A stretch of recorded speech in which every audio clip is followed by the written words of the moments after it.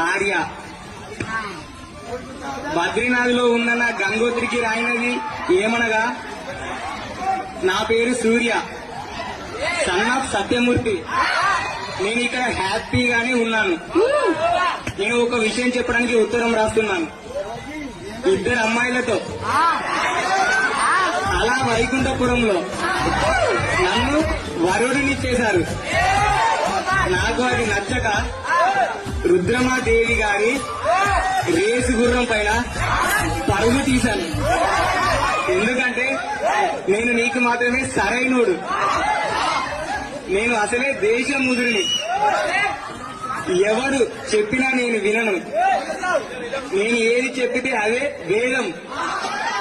మన భరత్లో డీజేతో గులాబీ పుష్పతో రెడీలో ఉంటాను.